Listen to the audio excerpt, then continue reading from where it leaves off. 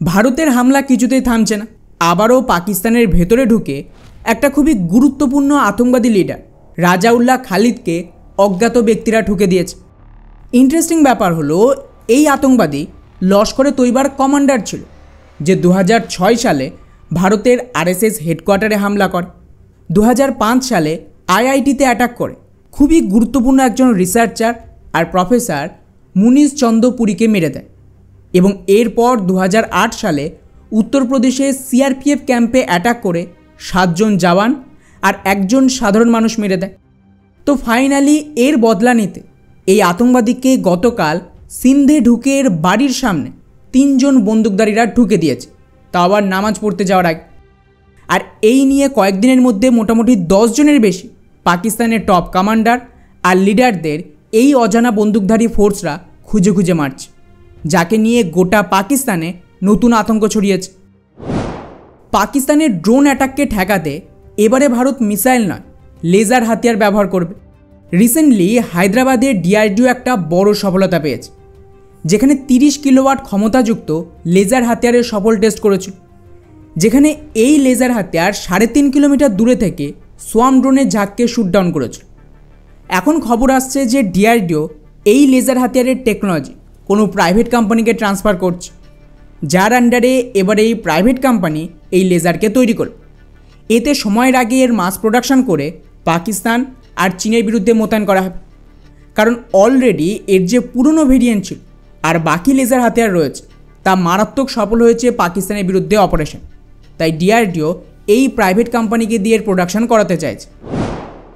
Recently পাকিস্তানের media দাবি করেছে ওরা নাকি অপারেশন সিঁদুরের দরুন ভারতের ব্রহ্মস মিসাইল জ্যাম করে দিয়েছিল এবং সফট কিল মেথডে এটা শ্যুট ডাউন করে। কিন্তু এখন তার পোল খুলে গেছে, কারণ যে কোনো মিসাইল জ্যাম করলে পুরো মিসাইল তো পাওয়া যাবে। যেমন ভারতের কাছে চীনের 3 থেকে 4টে PL-15 air to air missile রয়েছে, সম্পূর্ণ ভালো কন্ডিশন, যাকে জ্যাম করা হয়েছিল ভারতের যুদ্ধবিমান দ্বারা। কিন্তু পাকিস্তানের কাছে এমন কিছু নেই, ওদের কাছে কেবলমাত্র একটা ছোট্ট প্লেট টাইপের বডি রয়েছে। এর মানে দাঁড়াচ্ছে এটা তার টার্গেটে হিট করেছিল, পুরো টার্গেট ধ্বংস হয়ে গেছে, মিসাইলও ধ্বংস হয়ে গেছে। তারপর যা বেঁচে রয়েছে সেটা হলো এর বডির একটা ছোট্ট খোল, সেটাই পাকিস্তান প্রোপাগান্ডা করছে। কিন্তু এখন পশ্চিমা এক্সপার্টরা তার বিরুদ্ধে কথা বলছে যে ব্রহ্মসের মতন সুপারসনিক ক্রুজ মিসাইল জ্যাম করার ক্ষমতা না পাকিস্তানের রয়েছে, না চীনের এয়ার ডিফেন্সের এতটা ক্যাপাবিলিটি। তাহলে ভারত কোনো দিনই পাকিস্তানের ভেতরে ঢুকে ওদের এয়ারবেস তো ধ্বংস করতে পারত। ভারতের আকাশ এয়ার ডিফেন্সের সফলতার পর এখন আকাশ NG বা নেক্সট জেনারেশনকে সেনাতে সামিল করার কাজ শুরু করে দিয়েছে ভারত। রিপোর্ট অনুযায়ী খুব তাড়াতাড়ি এই এয়ার ডিফেন্সের শেষ হাই অল্টিটিউড ট্রায়াল হবে এবং এরপরেই এই নতুন এয়ার ডিফেন্স ভারতীয় সেনাতে সামিল হবে। আর শুধু তাই নয়, অলরেডি আর্মেনিয়া এই এয়ার ডিফেন্সের জন্য বুকিং করেই রেখেছে। তো খুব সম্ভবত ভারতের সাথে আর্মেনিয়া প্রথম দেশ হবে যারা এগুলো অপারেট করবে। এর সবচেয়ে বড় সুবিধা হলো এটা নর্মাল আকাশ এয়ার ডিফেন্সের তুলনায় দ্বিগুণ, প্রায় 70 থেকে 80 কিলোমিটারের সুরক্ষা দেবে এবং এই সিস্টেম মাত্র 10 সেকেন্ডে একটা মিসাইল, 20 সেকেন্ডে 3টে missile back to back fire করতে পারে। ভারতের DRDOর একটা বড় সফলতা পেয়েছে স্টার মিসাইল তৈরিতে। এটা ভারতের প্রথম স্বদেশী সুপারসনিক টার্গেট মিসাইল। এর বিশেষত্ব হলো এটা যে কোনো ধরনের সুপারসনিক ক্রুজ মিসাইলকে নকল করতে পারবে এবং ওই শত্রুর মিসাইলের মতন হামলা করতে পারে। একে ব্যবহার করা হবে নৌবাহিনী আর বায়ুসেনার এয়ার ডিফেন্সের বিরুদ্ধে, যাতে ট্রেন করা যায় অ্যাকচুয়াল হামলার দরুন কীভাবে শত্রুর মিসাইলকে শ্যুট ডাউন করতে। আর শুধু তাই নয়, এটাকে ভবিষ্যতে অ্যান্টি অ্যাবক্স আর অ্যান্টি রেডিয়েশন মিসাইল হিসেবেও ব্যবহার করা যায় এবং মূল টার্গেট হবে শত্রুর এয়ার ডিফেন্স সিস্টেম আর অ্যাবক্সের মতন টার্গেটকে দেশের ভেতরে ঢুকে মার। তো অলরেডি DRDOর সেকেন্ড ফেজ সফলভাবে পূরণ করার পর তৃতীয় ফেজে কাজ শুরু করেছে, ফলে খুব সম্ভবত আগামী বছরে এর টেস্ট হতে পারে। ধীরে ধীরে আমেরিকার পশ্চিমা অ্যানালিস্টরাও পাকিস্তানকে এক্সপোজ করছে, যেখানে ওয়ার হিস্টোরিয়ানদের তরফ থেকে কিছু তথ্য সামনে এনেছে।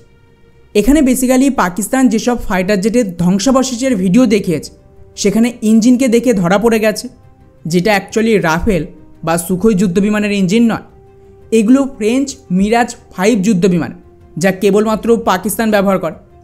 অর্থাৎ পাকিস্তানের মিরাজ 5ও শ্যুট ডাউন হয়েছে পাকিস্তানের ভেতরে। যাকে ওরা ভারতের বলে চালাচ্ছে। আর শুধু তাই নয়, আমেরিকার একাধিক এজেন্সি নিজেদের স্যাটেলাইট ইমেজ যারও ক্লিয়ার তার সামনে আনছে।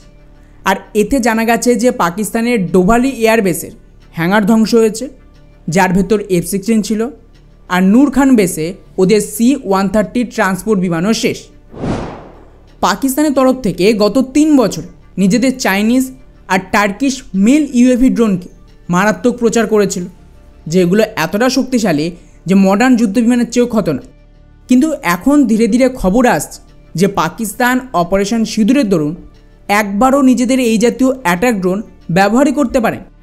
উপরন্তু ওরা টার্কিশ বাইরাক্তার আর চাইনিজ ড্রোন যে এয়ারবেসে লুকিয়ে রেখেছিল তার উপরেই ভারত অ্যাটাক করেছে, যাতে এগুলো মারাত্মক ড্যামেজ হয়েছে। ফলে এর থেকে পরিষ্কার যে অ্যাটাক ড্রোন বেশি হাইপ তৈরি করেছে, অ্যাকচুয়াল যুদ্ধে এটা কাজে আসে না। এই কারণেই ভারত অ্যাটাক ড্রোন না কিনে কিছু সার্ভিল্যান্স ড্রোন কিনেছে, আর মেজরিটি ফান্ড সুইসাইড ও কামিকাজি ড্রোন কিনতে ব্যবহার করেছে, যা সস্তা কিন্তু অসাধারণ কাজ দেয় ডিফেন্সের বিরুদ্ধে। রিসেন্টলি রয়টার্সের তরফ থেকে বড় খুলাসা করেছে, যেখানে ভারতের পাকিস্তানের ওপর অ্যাটাকের দরুন চীন পাকিস্তানকে পুরো ইন্টেলিজেন্স আর স্যাটেলাইট সাপোর্ট দিয়েছিল, যাতে ওরাও ভারতের ওপর প্রিসিশন অ্যাটাক করতে পারে।